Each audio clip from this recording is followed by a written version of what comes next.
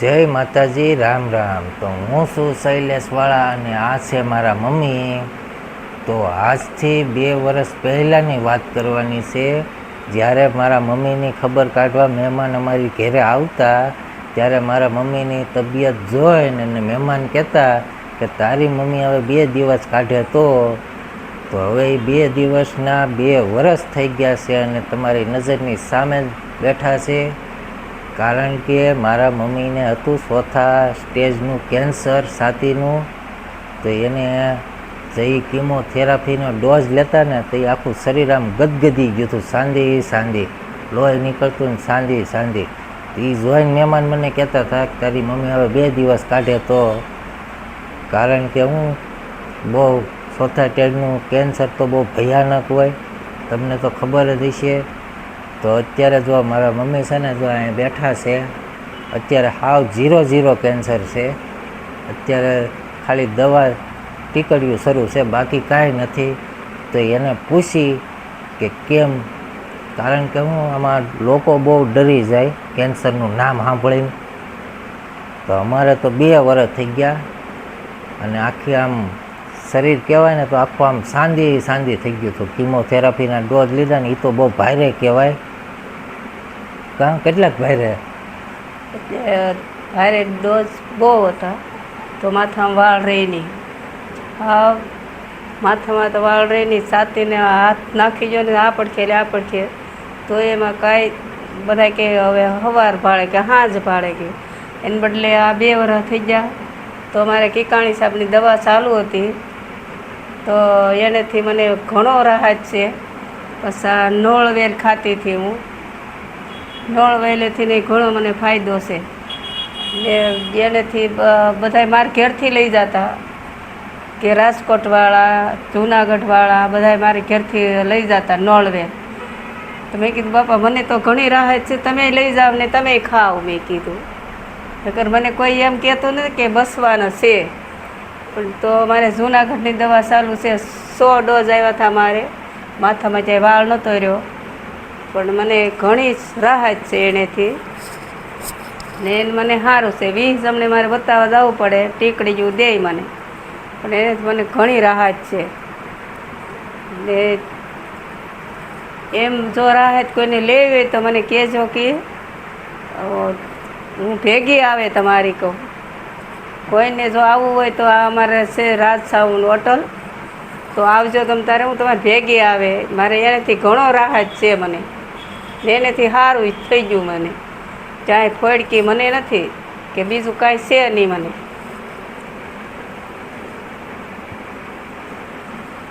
એવું નહીં, આમાં છે ને લોકો બી જાય બહુ કેન્સરથી, કેન્સરનું નામ સાંભળે. તો એને શું કહેવાનું? એને રાહત આપવાની હોય આપણે, કે ભાઈ એનાથી ડરવાનું ન હોય. મરવાનું તો છે જ એકવાર, કે નામ ધર્યું નાશ થવાનું છે, પણ આપણે બીવાનું ન હોય કે મને કેન્સલ થયું તો બસ કેન્સલ થઈ જ જવાનું છે, એવું ન હોય. અત્યારે તો કેટલી સુવિધા કાઢી છે સરકારે, કે એનેથી તો દવાએથી મટવાનું જ છે આપણને. પહેલાં દવા હતી નહીં, તે માણસ મરી જતું. અત્યારે તો લાટ રાહત છે આપણને બધાને. એને સરકારે દવાઈ બહાર લાટ પાડી છે અત્યારે. એવું ડરવાનું ન હોય ને, ડરવાનું મરવાનું તો છે જ, તે નામ ધર્યું નાશ થવાનું જ છે. કાંઈ થવાનું નથી આપણને, ખાઈ પીને મોજ કરીએ. તમારું કયો કીમોથેરાપીના ડોઝ હાલતા ને, તે તમારી કેવી સ્થિતિ હતી?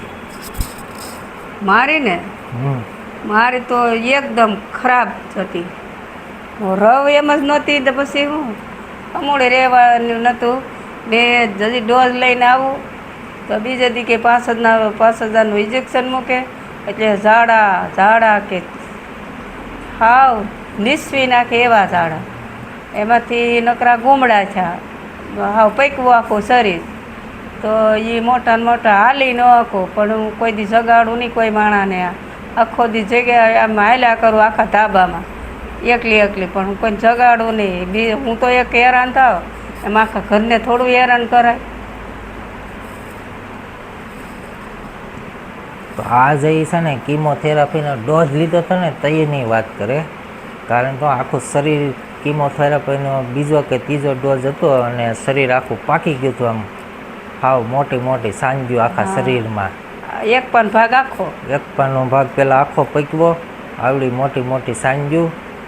એ જેટલા મહેમાન આવે ને મારી ઘેરે બધા જોઈ એમાં જ કહેતા બેદી કાઢે તો બેદી કાઢે તો. પણ છે ને કેન્સર સામે છે ને હિંમત નહીં હારવાની. હિંમત હારી ગયા ને તો પૂરું. શું કેવું? હિંમત તો હરાય જ નહીં કોઈ દિવસ. એ તો નામ ધીરું નાશ થવાનું છે. હિંમત રખાય મોટી, કાંઈ આપણને છે જ નહીં. આપણે એવી રીતે રખાય, મને કાંઈ છે જ નહીં. ખાઈ પીને આટા મારીને મોજ કરીએ, કાંઈ બીજું કરાય નહીં. હવે હિંમત થોડી હારી જવાય. અમારે 2 વર્ષ છે, આ 3જું વર્ષ બેહું. હા, જો આટા મારી કામ કરીએ ને ખાઈ પીને મોજ કરીએ. ડોઝ લેતા ને એટલો ભારે હતો ને કે આમ 7-8 દી તો કાંઈ ખાવાનું જ નહીં, મોઢામાં મૂકવાનું નહીં કાંઈ, એવા ડોઝ. કોઈ વસ્તુ નહીં, નહીં કોઈ દી રોટલી નહીં, ખાવાનું જ નહીં ને. એ ગ્લાસ જ્યુસનો હોય તો 1 ગ્લાસ ભરીને પી લઈએ ને સૂઈ જવાનું, બસ. બીજું કોઈ વસ્તુ નહીં, મોઢામાં જ નાખવાનું નહીં. ભાવે જ નહીં આપણને, ડોઝ દે એટલે ભાવે નહીં. અત્યારે જો આટા મારી ખેતર વયા જાય, ખેતરથી ઘેરે આવીએ, બસ બીજું કાંઈ કરવાનું નહીં. ઘેરે હોય કામ કરી નાખીએ, રાંધીએ, કાંઈ માથે લેવાનું જ નહીં કે મને કેન્સર છે. મતલબમાં છે ને તો ટેન્શન નહીં લેવાનું કેન્સર આવ્યું હોય ને તો. કારણ કે કેન્સર હું હવે તો આમ ઘેરે ઘેરે થઈ ગયો. આમાં જે પી જાય ને કેન્સરથી એ નથી ટકતા. એટલે હિંમત નહીં હારવાની, હિંમત રાખવાની. કારણ કે હું આ તમે જોઈ લો અમારો દાખલો. અમારી ત્યાં કે કેટલા માણસો આવે અભિપ્રાય લેવા, કેમ છે. હું બધાને આપું કે હિંમત આપું કે ભાઈ ડરવાનું નહીં આપણે, ને મરવાનું તો શેષ તે એક દાણ. આપણે કે નામ ધર્યું નાશ થવાનું જ છે. આપણે એમાં જરીએ ડરવાનું ન હોય. એને આટા મારી બધાને હારા માણસને સલાહ ન આપીએ, કાંઈ કરાય નહીં. એમ જ થોડી હરાય. મને તો હાવ ઠાકી મૂકી હતી, રવ એમ જ નહોતી. હાવ માણે અહીંયા ને અહીંયા મારે ખાટલામાં ફરતું માણસ બેહવું હોય. હું બાપા તમે બીઓમાં મને કાંઈ થવાનું નથી, તમે સૂઈ જાઓ.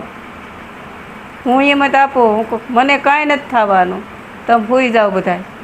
બધાય રોતા રોતા આવે, કોઈ ખાય નહીં. તમે કે મને કાંઈ થવાનું નથી, તમે હું લેવા બીવો છો, હું બીતી નથી ને. એમાં થોડું બીવાનું હોય.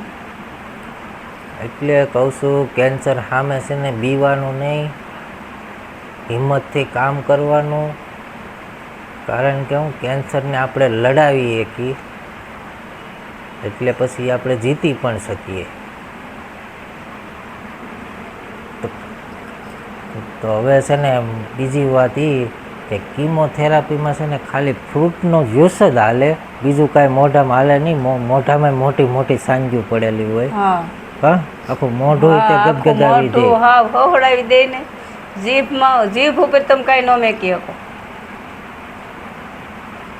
હજી કીમોથેરાપી લીધા હતા એના 2 વર્ષ થઈ ગયા, તો એના હજી પગના તળિયા છે ને એ હજી સારા નથી થયા. હા, પગના તળિયામાં તો હું આમ જો એ તો આ હાવ જીભ જેવા જ રહી. પોર આમ ખોભળા ઉસળી જતા બધા. હાવ પણ એનેથી હાયલા કરીએ હળવું હળવું ત્યાં.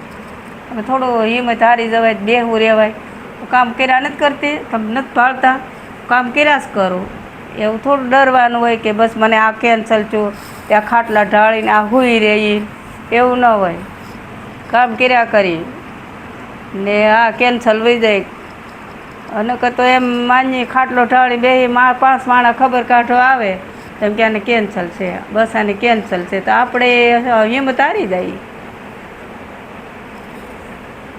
એમ જ વૈયા જાય છે. આપણે એનો હમણાં વૈયા ગયા માલેકણામાં 2 વૈયા ગયા ભાઈઓ બિચારા. તમારે હારે જ હતા ને? હા, 2 વૈયા ગયા. હજી તો રિપોર્ટ કર્યો હતો?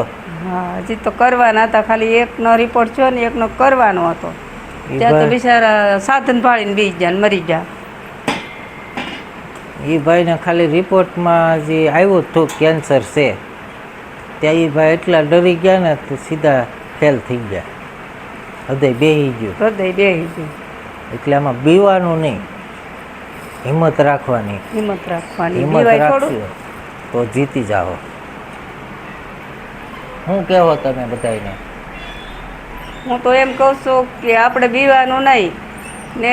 હું તો મારી પાસે કોઈ માણસ આવે માંદું કે કેન્સરવાળું, એને અભિપ્રાય આપવાની કે બાપા આપણે જો આવી રીતે રિપોર્ટ થાય પણ એવા સાધન ભાળીને બેસી નહીં જવાનું કે હિંમત નહીં હારવાની.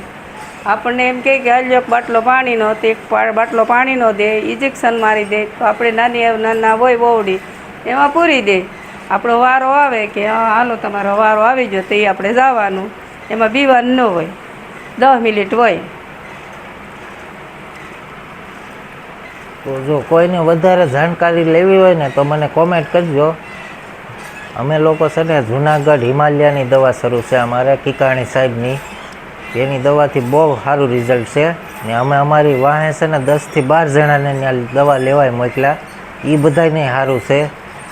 તો હવે તમારે કોઈ મિત્રો કે મિત્ર સર્કલમાં કોઈને જરૂર હોય તો મને કોમેન્ટ કરીને જરૂર જણાવજો. મારાથી જેટલી મહેનત થતી છે એટલી હું કરવા તૈયાર છું. જય માતાજી.